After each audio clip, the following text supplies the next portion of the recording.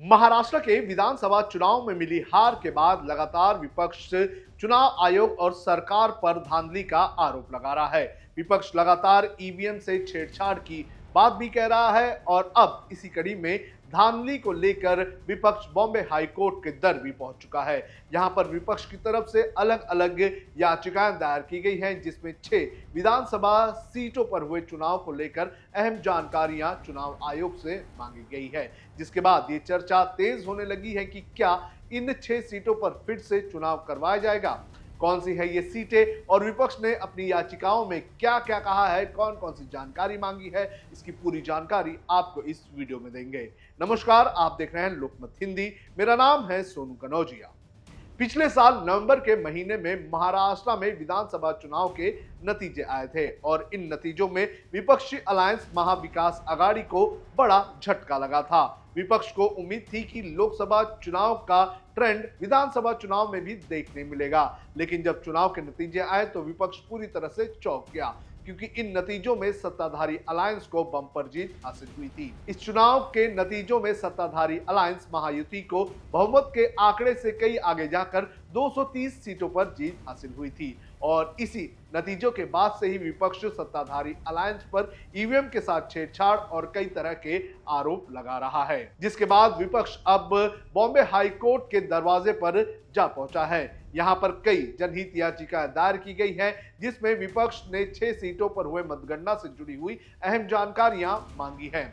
याचिकाओं में मतदाता सूची में धोखाधड़ी, सीसीटीवी फुटेज और चुनाव संबंधित दस्तावेज उपलब्ध कराने में निर्वाचन आयोग की ओर से पारदर्शिता की कमी, वोट के लिए धर्म का इस्तेमाल, नकदी के वितरण और ईवीएम के दुरुपयोग समेत मतदान प्रक्रिया से जुड़े हुए कई आरोप लगाए गए हैं। इसके अलावा याचिकाओं में अधिकारियों को ये निर्देश देने का अनुरोध किया गया है कि वे उन्हें सीसीटीवी फुटेज, प्रपत्र 17A और 17C समेत दस्तावेजों और रिकॉर्ड तक पहुंचने की अनुमति दे। प्रपत्र 17A मतदाताओं के रजिस्टर से और 17C मतदाता केंद्र के सूची में दर्ज किए गए मतों के विवरण से संबंधित है। अब आपको बताते हैं कि कौन कौन सी सीटों से और कौन कौन से उम्मीदवारों ने ये याचिकाएं दायर की हैं और उन्होंने जानकारी मांगी है। बॉम्बे हाई कोर्ट में दायर की गई याचिकाओं में एमबीए के हारे उम्मीदवार प्रशांत जगताप, जो कि पुणे के हड़पसर से उम्मीदवार थे, इसके अलावा महेश कोटे, जो कि सोलापुर के उत्तर से उम्मीदवार थे, अजीत गवाने, जो कि भोसरी पुणे, नरेश मनेरा ओवाला माजीवाड़ा थाने शहर से, सुनील चंद्रकांत भुसार, जो कि पालघर के थे, इसके अलावा मनोहर मड़वी, जो कि थाने से थे।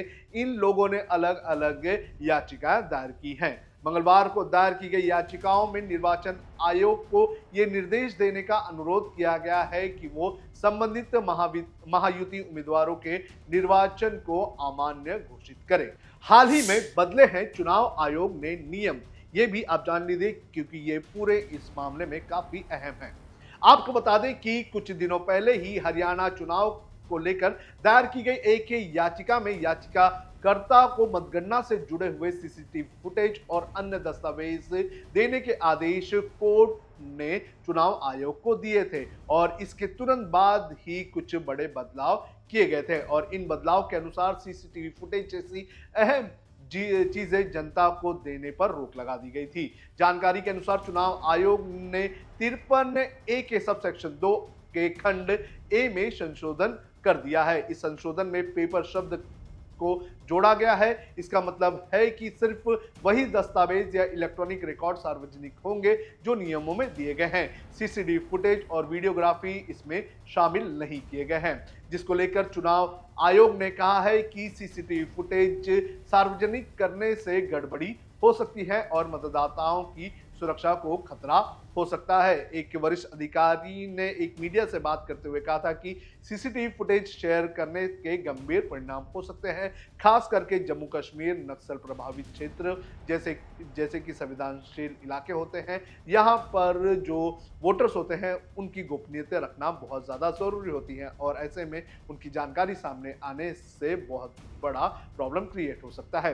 नए संशोधन के अनुसार चुनाव से संबंधित अन्य सभी कागजात, जैसे कि इन नियमों में बताया बताया गया है सार्वजनिक निरीक्षण के लिए खुले रहेंगे। नियमों में केवल नामांकन फॉर्म, चुनाव एजेंटों की नियुक्ति, नतीजों और चुनाव खर्च की डिटेल जैसे कि डॉक्यूमेंट्स का जिक्र है, बाकी किसी भी चीज का जिक्र नहीं है। अब प्रशांत जगताप ने क्या लगाए थे आरोप, ये भी आपको बता देते हैं। आपको बता दें कि चुनाव के नतीजों के बाद शरद पवार की पार्टी एनसीपी के पुणे के हड़पसर से उम्मीदवार प्रशांत जगताप ने काफी गंभीर आरोप लगाए थे। उन्होंने एक प्रेस कॉन्फ्रेंस की थी और उसमें उन्होंने कुछ वीडियो सामने लाए थे, जिसमें उन्होंने एक कथित हैकर सैयद सूजा का जिक्र किया था, जिसमें सूजा ये दावा कर रहा था कि वो ईवीएम के साथ छेड़छाड़ कर सकता है और अपने मन के हिसाब से नतीजे ला सकता है। हालांकि बाद में चुनाव आयोग ने मुंबई पुलिस की साइबर सेल में सैयद सूजा के खिलाफ एफआईआर भी दर्ज करवाई थी। वहीं विपक्ष का यह भी आरोप है कि ईवीएम मशीन को स्लो करने का काम मतदान से एक दिन पहले किया जाता है, जब चुनाव आयोग सभी उम्मीदवारों के सामने ईवीएम मशीन में उम्मीदवारों के नाम और सिंबल डालते हैं। हालांकि चुनाव आयोग ने इन सारी चीजों को खारिज किया है।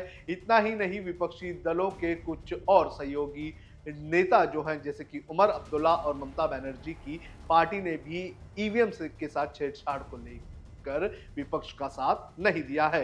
तो ईवीएम को लेकर छेड़छाड़, पैसों के वितरण, धर्म का इस्तेमाल, इन सारी चीजों को लेकर बॉम्बे हाई कोर्ट में अब इन याचिकाकर्ताओं ने याचिका तो दायर की है। देखना जरूरी है कि कब इन याचिकाओं पर जो है चर्चा होती है, कब इन याचिकाओं पर सुनवाई होती है, और जब सुनवाई होती है तो इसमें से क्या निकल के आता है। क्या जो बॉम्बे हाई कोर्ट है इन याचिका को खारिज करेगा, या फिर क्या जो विपक्ष है वो कुछ ऐसे सब्सटेंशियल एविडेंस कोर्ट के सामने पेश करेगा जिससे कोर्ट जो है वो इन सीटों पर एक बार फिर से चुनाव करवाए। आपको क्या लगता है, क्या होगा? आप हमें कमेंट करके जरूर बताएं।